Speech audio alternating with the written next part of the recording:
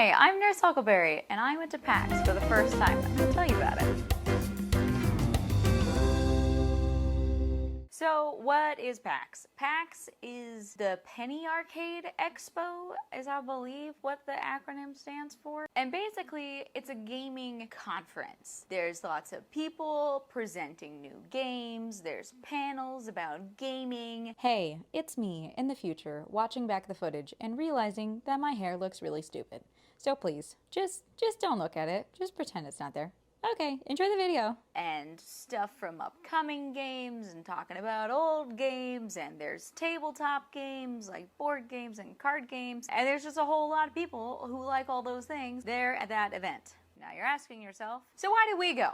Well, mostly because it sounded fun. I don't know, we thought it'd be cool. We thought we would check it out, see if it was something we were into. And overall, I'd say it was fun, but maybe not meant for us. PAX West is held in Seattle, and we flew from LAX to Seattle and then began our long journey on foot. We got to the airport, we had only checked bags, makes things super fast, and we used the light rail to go from SeaTac to downtown Seattle, where our hotel was, and then traveled on foot, walking with our bags through Seattle to our hotel, which was a Citizen M hotel, which I'll talk about more later. The first thing that we ended up doing, we dropped our bags off, and we were starving. We were so hungry. We woke up hours earlier than normal to make it to the airport on time. We didn't really eat, and then on the plane, they didn't have any snacks I could eat, so I didn't get to have anything, and when we landed, we were so hungry. We ended up ordering food while we were commuting on the train to the hotel and had it delivered, and it was waiting for us when we got to the hotel, which was so nice. So we ate some food, we had some Mexican food, and then went for a jaunt about town. We had a ton of recommendations on places to go. So we went to Pike's Place Market, and Pike's Place Market was genuinely really cool. It was neat to walk around. We walked around all over the place. There was flowers everywhere, which were gorgeous and incredibly inexpensive. We stopped by a magic shop. I took a picture next to a rat. There was bookstores, there was giant shrimps, there was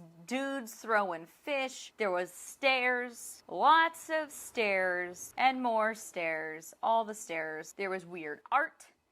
Oh, the gum wall? God, the gum wall was so gross. Oh, it stank. It was like barfy and it was hot, so it was like hot, rotten gum hanging off of these walls. And somebody said that apparently it has like more gum on it than usual right now. So that was great. Didn't like that. But yeah, after we wandered and did a lot of window shopping, eventually got a little snack. We went to Shrug's Soda Jerk, and we had some cucumber lime gelato and some iced Americanos because it was so hot, and that was delicious. It was great gelato, and I really liked the shop. It was really cute in there. So eventually we wandered back to our hotel. We took some scooters over to Pike's Place the first time.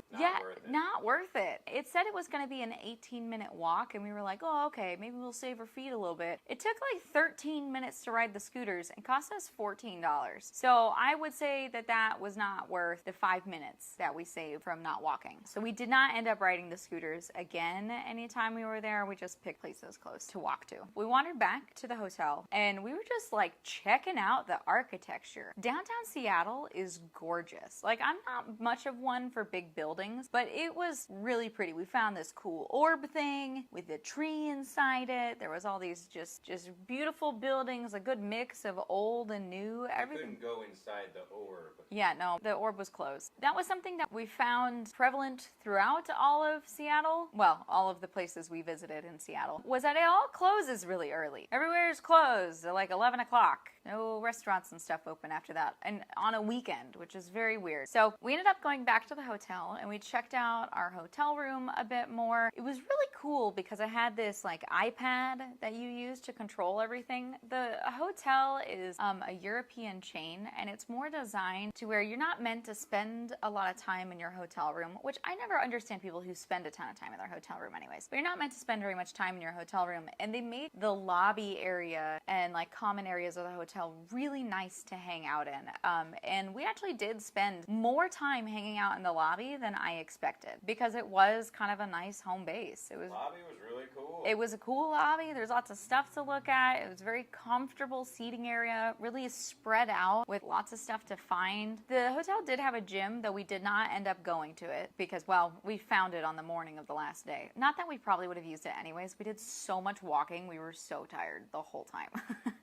So after we went back to our hotel and we kind of rested up a little bit and chillaxed, we eventually walked back over to the Pike's Place Market area to find the Zigzag Cafe. It was someplace that it was recommended to us to check them out. And I would say I would definitely go back again. The ambiance was really great, though it was a bit hit or miss with some of the dishes we had. Some of them spectacular. The chips and dip were so good. You guys have heard me talk before about how the chip to dip ratio needs to be good. It was spot on. It was a perfect ratio. It was immaculate. There was no chips or dip left at the end. It was so good. We had a red snapper crudo. That was not, though. It was a big miss. It was just like watery and not very good. It could have been good, but the proportions of the dish were off. It had way too much sauce compared to the actual fish in it, and it all just tasted kind of like nothing, which was pretty lame. And then we had a really delicious steak that was great, cooked to perfection,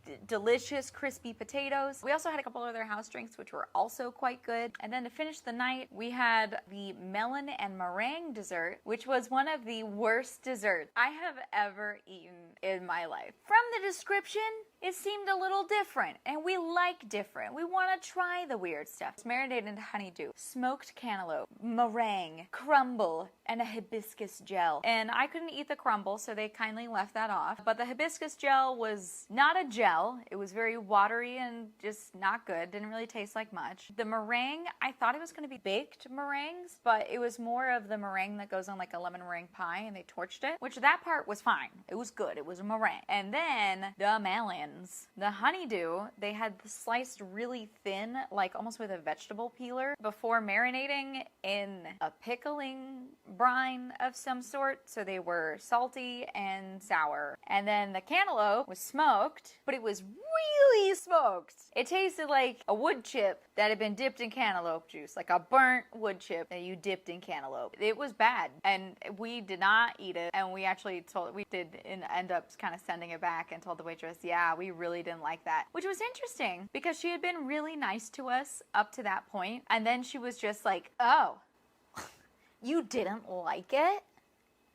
Okay. As if it was some wild thing to not like the salty and smoky melons. I have to imagine it gets sent back a lot, frankly. Maybe it was a fluke and we just got a real bad one. I don't know. But either way, it was terrible. I would never recommend anyone to order it. The cafe overall, pretty good though. I did like the cafe. I would go back. I just would never order that dish again. So then eventually we meandered our way back to the hotel and sat at the bar, had a drink with the bartender who was very nice, not very knowledgeable though, but he was sweet. And then yeah, we went to bed. And that brings us to day 2. So day 2, we spent the entire day at PAX. Well, almost the entire day. We got brunch at Portage Bay, which was this little brunch place about... It was huge. What are you talking about? Okay, we went to Portage Bay, which was this brunch place.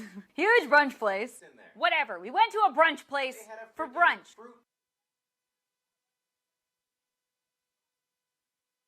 I'll say it wasn't like the best brunch I've ever had in my life. I got like the veggie protein hash bowl thing. I don't know what it was supposed to be. I didn't like the choice of vegetables they put in it because they were all kind of hard vegetables and there wasn't enough sauce to make it work. Also, they overcooked my eggs, so not having any runny yolk kind of made it not so great. They did have gluten-free lemon ricotta pancakes with the lingonberry sauce, and those were good. I would say maybe too much sauce on them for my taste because they were pretty sweet, but you could go get all these berries and stuff and stack your plate up, and that was good. And then we had some coffee. That was where you saw the Sepratech in the wild. The Sepratech in the wild. Get your own Sepratech. Use code Johnny2D for 15% off at sepratech.com. Oh my god, is that a promo?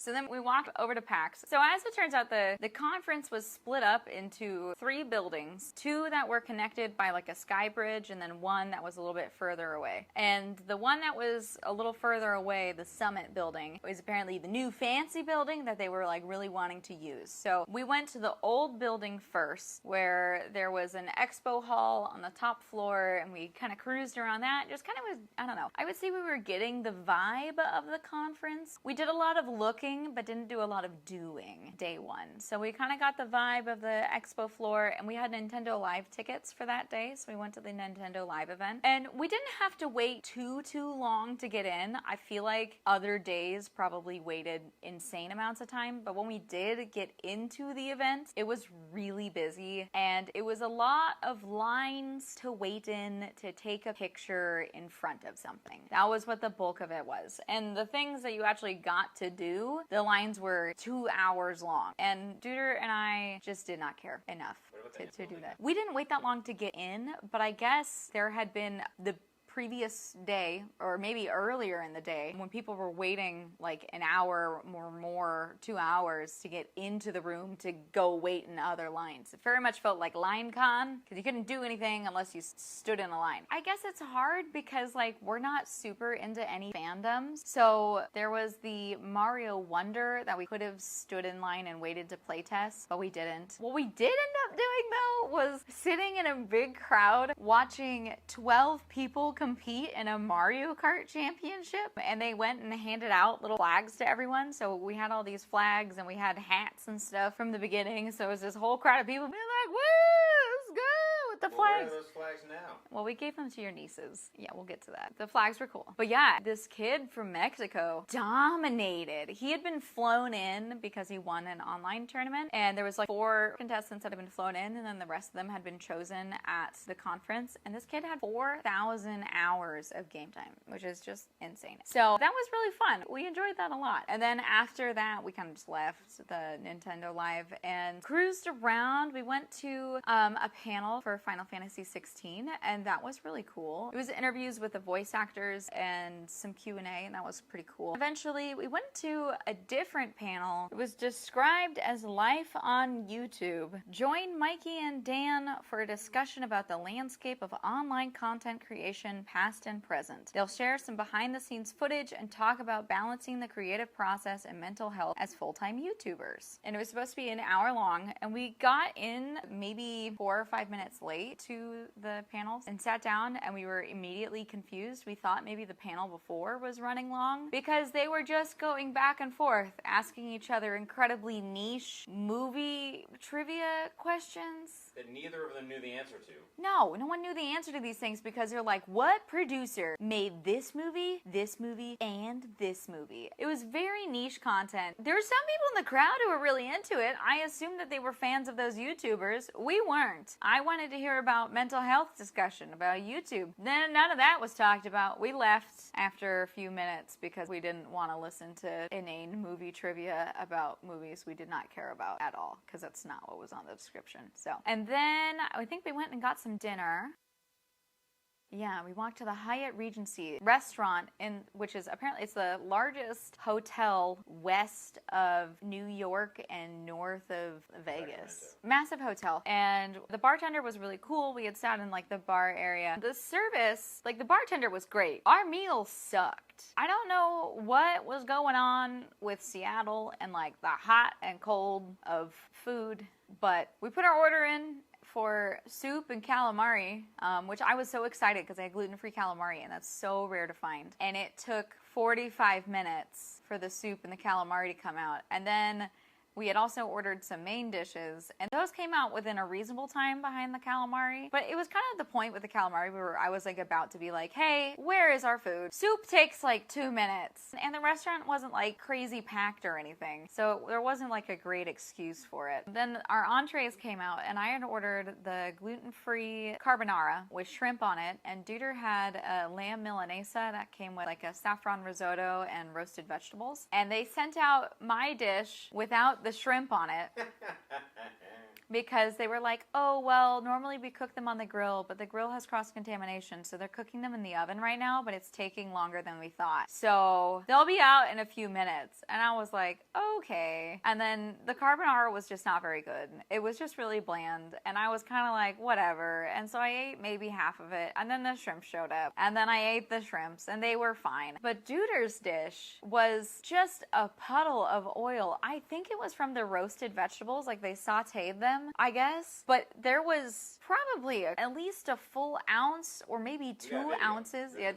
Yeah, roll that oil footage. There was so much oil on the bottom of the plate and you were very put off from it and did not finish it. Anyways, the bartender came over and he was like, how'd we do? And I was like, I think we're gonna call it. And he apologized, and without us asking, because we didn't ask for anything to be taken off the bill at all. And when he brought the appetizers out, he said he was gonna give us a drink on the house because the appetizers took so long. And we were like, okay, cool, thanks, appreciate that. And then he comped the entire meal, the whole thing, because he was like, I cannot believe that they sent out your main dish without the protein on it and then sent that minutes later, and the Duder's dish was just like a swamp of oil. He's like, please come back tomorrow and I will treat you right. I'll make sure that everything's good, because he's like, this is really embarrassing, please. And we were like, okay. So then we left and we walked to an unmarked candy store and we picked up some unmarked candies.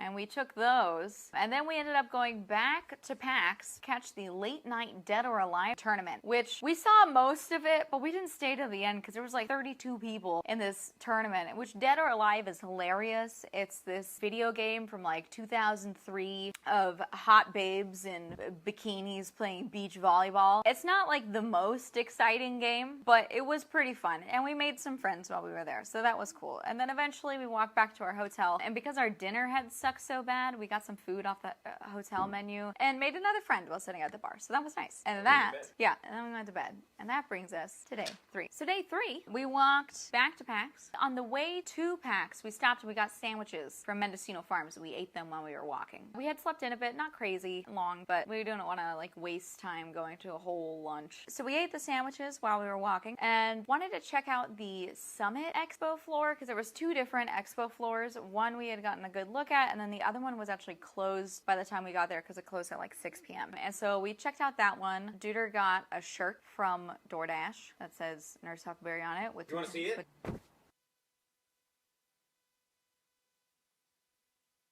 Yeah, so Duder waited in line for that. I went and got us coffee from Cafe Lardo, I think was the name. It was good coffee. The barista was a little rude, but the coffee was actually very good. We kind of just kept hanging around the expo. We checked out some of the games. You did play one of the demos, and that was pretty cool. We talked a little bit with some game devs, and then it started raining, so that was good. There was a beer garden we had wanted to check out. We went through the whole rigmarole of getting our 21 and over IDs, and then realized that the 12-ounce cans of beer were all $12.50 each, which I was gonna have wine anyways, but their cheap wine was like $13 a glass, and we just decided to not. So we fully skipped that. It was really beautiful up there though. Like, it was very pretty. The buildings, the architecture around the beer garden was really beautiful. They had this humongous room, this absolutely massive room dedicated to tabletop gaming, so like board games and card games and stuff. And the way it works is you have your badge and you can go and this area with just tables and tables of games and all organized alphabetically, and you can just find a game that you find interesting, take your badge, go and check out the game, and you get to borrow it for however long you want. It could be 20 minutes, it could be 5 hours, as long as you return it by the end of the day. And then you get to sit down and play the game. There's all these tables everywhere. So we ended up playing a bunch of different games and really had a nice time doing that. I think that would be really cool. I would go to, if there was a smaller tabletop gaming con where that was available, I think that would be really fun to go to because we genuinely enjoyed ourselves. And then after we played a couple different games, there was the unicorn game, there was the snail game, there was the stacking game. After we played all those, we ended up wandering back to the Hyatt Regency to give them another chance, and the bartender was super sweet.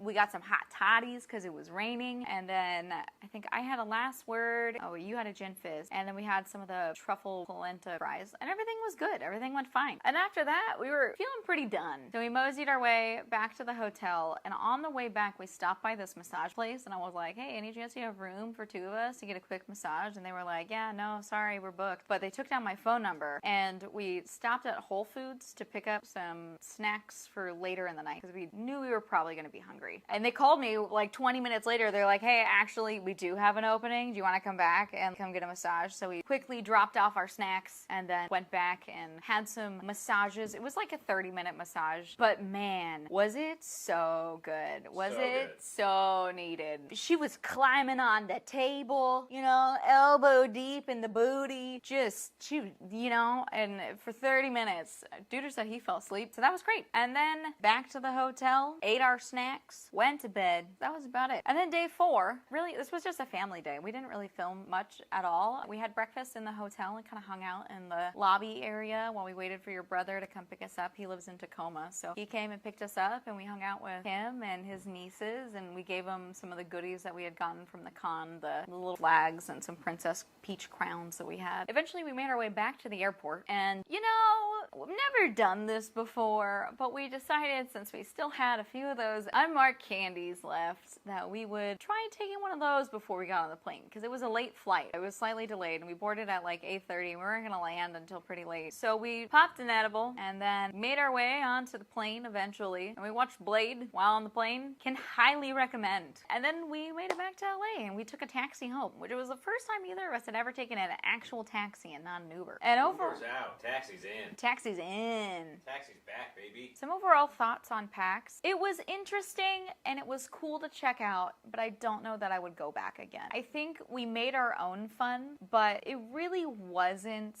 like a con for us, if that makes sense. There was a lot of very niche games.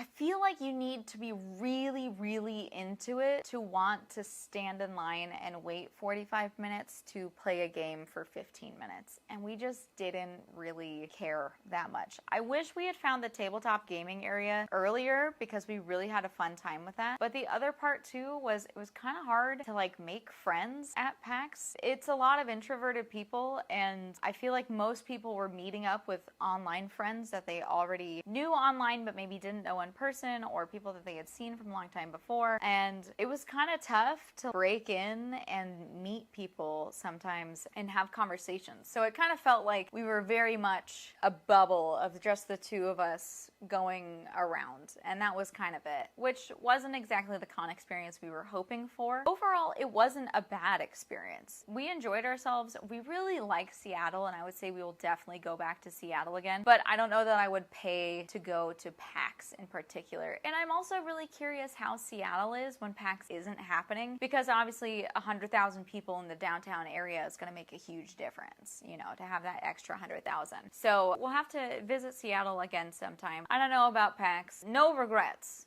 but I don't know that we'll be back. So yeah, thank you so much for listening and hanging out. And have you been to PAX? What did you think of it? Are you a gamer and that's why you really enjoyed it? Are you into kind of the more indie games? Are you a big tabletop person? Do you really enjoy those kind of games? Let me know in the comments if there was something that we missed that we definitely should have gone, because we only went on Saturday and Sunday. Was like Friday super good or Monday super good and we missed out? Let me know. And if you have recommendations for the next time we go to Seattle, throw those in the comments too, because we really enjoyed it and we'd love to go back and check out more of the city. Thank you so much for watching. If you haven't already, please follow the channel, give this video a thumbs up, and we'll be posting more videos soon, so check it out. Thank you so much. Okay, bye!